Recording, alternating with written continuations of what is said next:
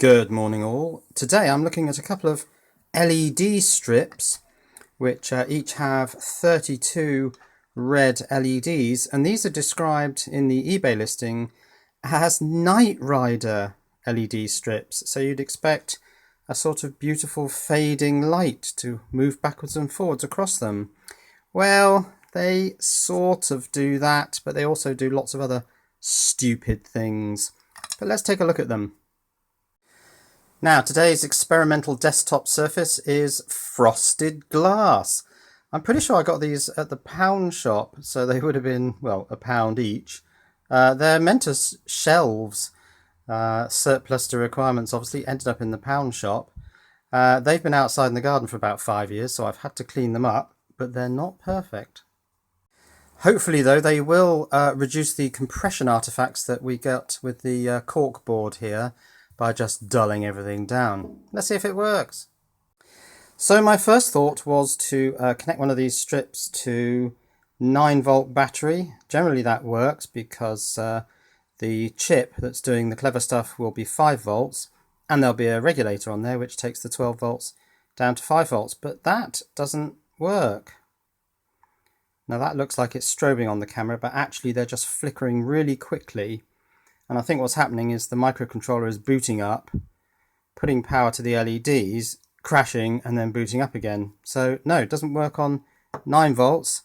I'm going to have to run them on 12 volts. Let's get this the right way around, which is that. They boot up. Nice moving dark patch. Sliding red bars. Fade in and out. Now that's really interesting because it means that these LEDs can be pulse width modulated and have their brightness controlled. Then, whoever wrote the firmware for this chip got bored and just started putting in the most hideous flashing patterns that are just completely useless, and they get worse. And in fact, it gets so bad at some point that I'm going to have to issue a photosensitive epilepsy warning because the flashing just gets horrid. In fact, at one point the flashing is so rapid that if you stare at the solid red lights, the ones that are flashing actually appear to be green. I'm not sure whether that'll come over on camera, and if you're concerned about photosensitivity, then I wouldn't recommend you watch that bit. But I mean, what is this? This isn't Knight Rider, this is just nonsense. This is bored programmer just creating stupid flashing patterns because he can't think what else to do. I'm trying to talk my way through the whole lot, but they do get worse. I'm not even sure what's going on. The flashing, has it speeded up? Oh, then it just flashes wildly, the whole thing. Oh, and then dimly. That frequency must be about 10 hertz. I mean, that's just... Oh, and it starts all over again. So those are the patterns. Let me look at the... Well, let's have a look at the eBay listing for these things. So on eBay, these are 2 pieces red, 30 centimeters, so that's about a foot. 32 LED Night Rider flash strobe scanner neon strip light DIY. Well, it certainly does the flash and the strobe and a bit of scanning. $3.59 free shipping, and this came from Do Hair X. Do Hair X. What else does this seller sell? Oh yeah, ladies stuff. Now here, description. This is interesting. Voltage 12 volts. Yes, well certainly it does need 12 volts. It won't run off 9. Strip length is a foot, and there are 32 LEDs. Easy to install. Blah blah blah. But look at this. This Night Rider lights has more than 20 models. Well, they mean more than 20 modes. And in fact, what they're saying is there are more than 20 useless and boring patterns. The patterns of the strip are not selectable. It will change patterns automatically.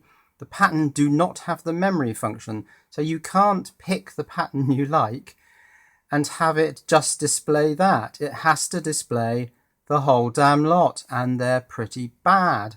You can cut the strip shorter if it is too long. Can cut them every 3 LEDs. No, you can't. Absolutely wrong. They're thinking of the the static LED strips where you've got 3 LEDs and 1 resistor in little clusters. But this isn't that at all, as we'll find out. Brand new super bright SMD LEDs, yeah, that's true, and all the other stuff. So the patterns are completely horrid, but maybe the electronics will be a bit more interesting, because in a sense these LEDs are individually addressable, or at least they're addressable in pairs, because you've got LED resistor LED, and if I shine a light through this, which I will in a minute, you'll see that they're connected in series. But let's just strip back this red insulation, because we've obviously got some driver transistors here, and I want to see the microcontroller, which might be there. That might be a capacitor there, but let's take a look inside there. So let's cut back this red insulation, because one thing's for certain, whoops, I'm not going to be putting these on my car, because it will probably cause major traffic accidents, because the strobing frequency is just alarmingly fast. I mean, couldn't they have picked some more subtle patterns with smooth fades? Because you could see, oh, I think I'm interfering with some components in here. Yes, I am a little bit. Now there's a microcontroller, and there are 8 driver transistors, and that kind of makes sense because there are 32 LEDs. They're in pairs, so in fact there are 16 addressable pixels, if you like, and what seems to happen is that one end is a mirror image of the other. So my guess is that this pair of LEDs is copied over to this side, and it's just occurred to me why this might not run on 9 volts, because if they've put these 2 LEDs in series with these 2 LEDs, you've got 4 LEDs in a series string, and that's not going to run on anything less than 12 volts, is it? Okay, let's get the rest of this off.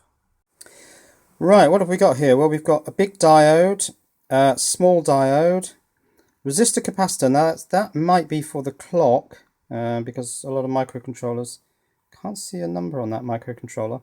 You can use resistor capacitor clocks for microcontrollers, but you can also normally use internal clocks, so maybe that's not the clock components, but it could be. I'm just wondering whether that's a Zener, actually, because maybe that's a 5 volt Zener, and they're just using a Zener diode to regulate the 12 volts down to 5 for the LEDs. Or maybe this microcontroller, no, that must run at 5, and then these transistors will be switching the 12 volts through to the LED strings. And as I say, I believe that there are going to be 4 LEDs in a string.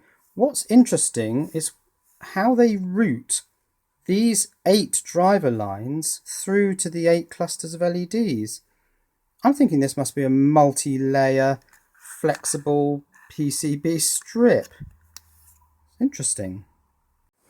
Let's peel back some of this M tape.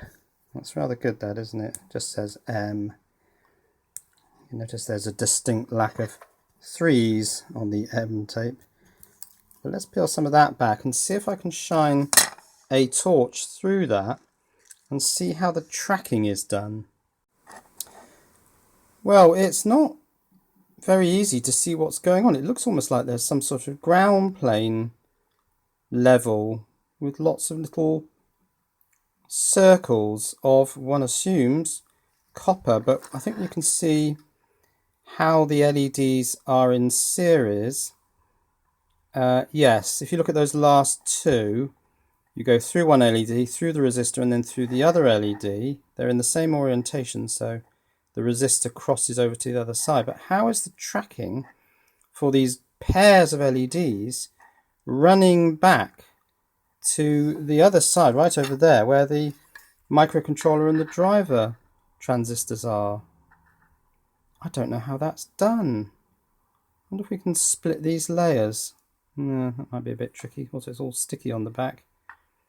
But yeah, that's really interesting to know how all these interconnections are done. And shining a light through at the Zener diode end, if that is a Zener diode, it must be, I guess, because there's no regulator. Doesn't really show a lot. You can see through the gaps between the microcontroller legs, but I just can't see what's going on in terms of PCB tracks under these diodes. There's just nothing to see there. just get a vague sense of some tracks running. Yeah, you can see quite a few fairly thin tracks running out from these driver transistors. You can see how possibly 8 could be routed, but are these through holes? Is this all through hole, plated through holes, and are these vertical lines sort of links that jump across the horizontal lines on different layers of the PCB? If it is, that's pretty amazing. So I'm going to try and scrape off some of this, plastic doming fluid off the microcontroller to see if there are any marks on there, but I'll probably scrape off any marks if there are any. No, there don't appear to be any marks on there. So there's the microcontroller. You can see there's absolutely nothing on the surface of it. I can't tell whether it's just unprinted or whether it's been coated, but it's 14 pin, so it's going to be an off-the-shelf PIC or a ST or even an Atmel possibly. But why, oh why, would you design this with 22 or 20 or whatever it is stupid patterns when they could have just made it genuine Knight Rider using PWM to get that nice smooth brightness? There, you can see it. This thing can fade up and down. Why didn't they do that? Why did the programmer insist on putting 20, how many was it? 20 stupid patterns in here. Stupid programmer.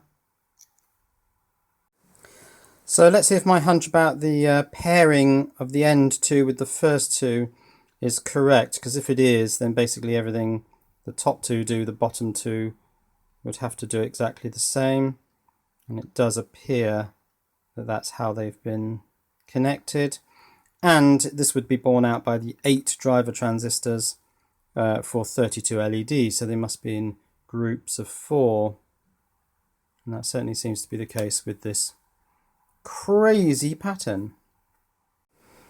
And the final part of the sequence, mad crazy flashing, bright and then dim, and back to the start. This starts off reasonably well with this nice shadow moving backwards and forwards. Why didn't they just stick with that? Oh, this thing's going to have to be overvolted. So there we are, light strips which could have been Knight Rider if the programmer hadn't been let loose to just write these stupid, almost programmer type binary sequences.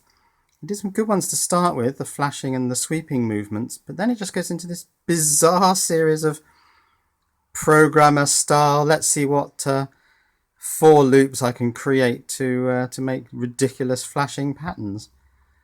No, these are definitely a fail. Cheerio.